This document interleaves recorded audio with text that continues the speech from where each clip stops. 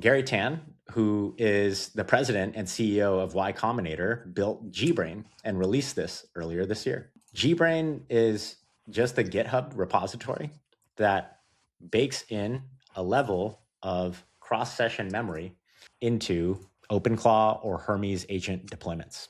So some stats: 17,888 pages, 4,383 people, 723 companies, 21 cron jobs, built in 12 days.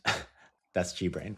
It is a self-wiring knowledge graph, and every page, extracts entity references and creates typed links. So for Gary, it was stuff like attended this meeting, works at there, invested in X, founded this company, advises who. And it does all that with 0 LLM calls. There's a level of hybrid search that backs things for backlink boosting of ratings, or I should say rankings for search rankings. And he had an interesting benchmark side by side against the category. GBrain lands P at 5, 49.1%, R at 5, 97.9%, on a 240-page Opus generated rich prose corpus, beating its own graph disabled variant by 31.4 points.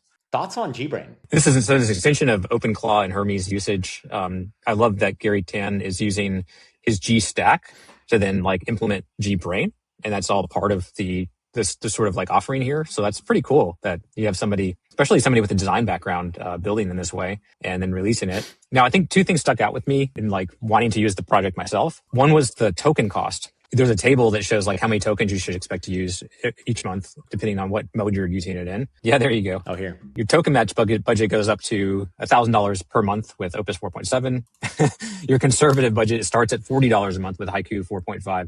So, we're using a lot of tokens here is the, no doubt. And this gets into the architecture, which I thought was also really cool. If you scroll down, there's a section on how it works. And it shows this really complicated sort of logic tree that's going to try to make sense of data using a lot of different techniques. And it's basically throwing compute at the problem, a lot of compute at the problem.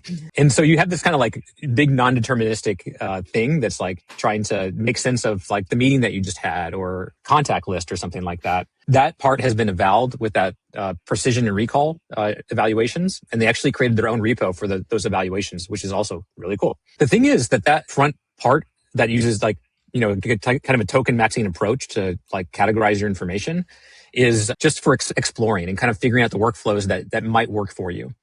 So you would be, typing queries into your agent. You'd be seeing is this useful? Do I want to do this again? And if you do want to do it again, and if it's a repeating thing, then you use this minions construct. And minions is kind of a form of agent that is actually just a database structure.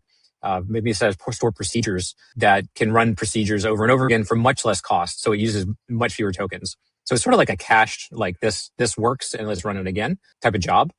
And then you can further sort of graduate your workflows. You take them to minions and then you take them to queued jobs. Oh yeah, they have a rule here, the routing rule. You were just looking at it. You have deterministic, minions judgment, and then subagents. This is a routing rule that actively figures out which of these, what's the cheapest sort of system that I can run my request with, given my history with the system. So that's really cool. And that reminded me a bit of Elon's algorithm and the, just gradual automation of things. Get it to work first, see if it's valuable at all, and then move it incrementally into the automation phases until you have a fully automated system with closed loops. Cool project.